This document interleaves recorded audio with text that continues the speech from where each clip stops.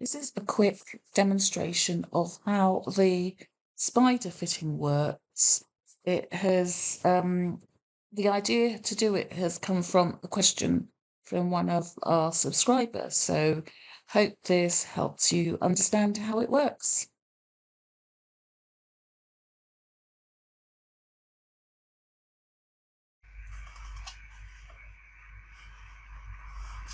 So this is an example of,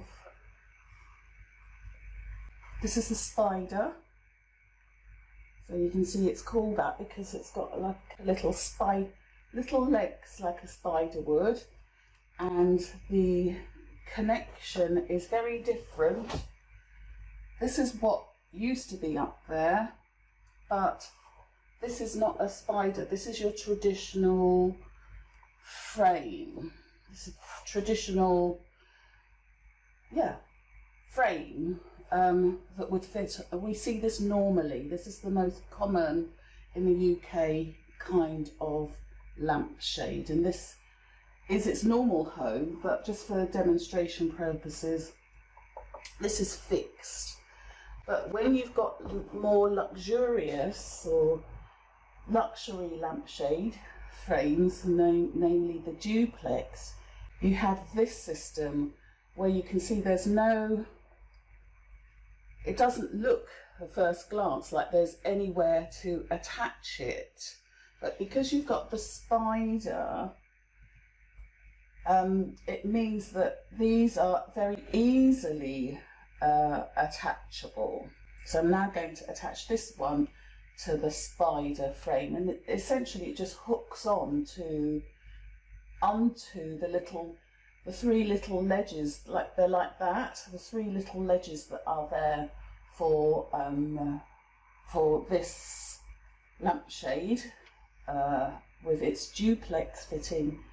I guess it's called duplex because there's two. There's this part and there's that part. Duplex, I guess. I didn't name it. The supplier named it. And so if I want this one on, I just offer it up to the spider and allow it to sit on the ledge. Like that.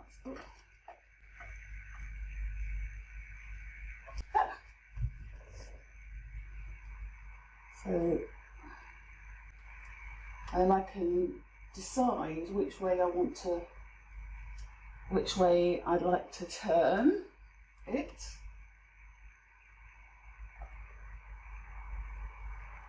Because sometimes when you buy lampshades, you know, if they've got an interesting pattern, especially if it's an uneven pattern where there's a particular flower or a graphic that is your favourite, you're very much up to the,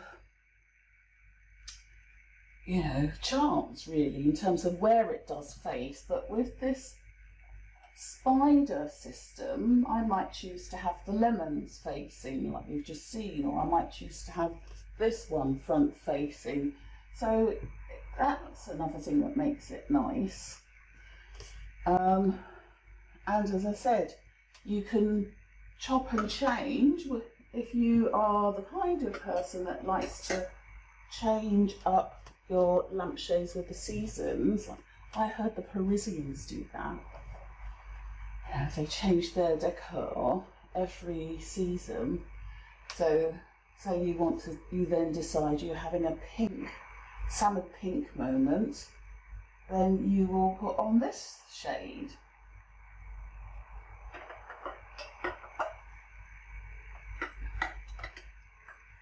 Let it sit on the ledges. Okay. And then allow that to, I might have my cheeky monkey facing outwards like that. So I might be talking to someone that I think is cheeky, or I might allow the cheekiness in me to come out. So I have my cheeky monkey facing outwards. Or I might say, well, I'm in a bit more of a serious mood today, and I just want to, I'm having a conversation with, you know, somebody that's into plants, organics, and the beauty of botanics, I might have it facing that way out. So you get lots of opportunities there with the shade choices if you have a spider frame. You will see in a minute. That's all you have to do to remove it. I'll show you in a minute how this kind of framing system allows you to also use the same frame, same lampshade on a table lamp. So I'm just going to do another quick showing of this. This one is a conceptual piece that I have. I love the fabric. It's by, I think it's Mulberry Flying Ducks. I love the fabric so much. I saw it on, actually I saw it on a manager's. I think they had their curtains made of all of this fabric, the flying ducks. And it reminded me a lot of Coronation Street, actually. Do you remember the old Coronation Street in the 60s? There was a character called Hilda Ogden and her husband, what was his name, Stan, and they had flying ducks, and it was a very iconic piece of, you know, working class, maybe decor. Over the years, that has slipped from our memory, but now we have it in a nice pattern by, I think it's Mulberry that did it, and so I had a bit of a brainwave to let me try and see what it would look like if I put them on a lampshade. And I've realised that this one that I actually tried to do it on, the actual shade is too small. It's too small for the pattern. And ideally I'd want to make a much bigger shade so that the ducks have got a lot more room, you know, to show their wings. So my next version of this, using this pattern, will show the much bigger, will be a much bigger shade. So this was a bit of an experiment, bit of a trial, but the fabric really is very sumptuous.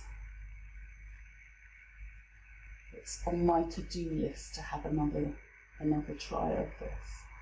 But on its own, part of the pattern does make for, you know, a very nice kind of abstract looking pattern, you know, but it is curious. Someone might look at your screen or look at you and say, why is there a duck? Why are there ducks' legs dangling from your lampshade? They might see, you know, if they're very detailed orientated, or they might just stand back and say, oh, that's an interesting combination of colours. So yeah, that's me going off on a tangent really about the lampshades and particularly how the spider system work. I'm next going to show you how these 3 or 4 lampshades will work, because they've all got the duplex system, how they will work on a table lamp.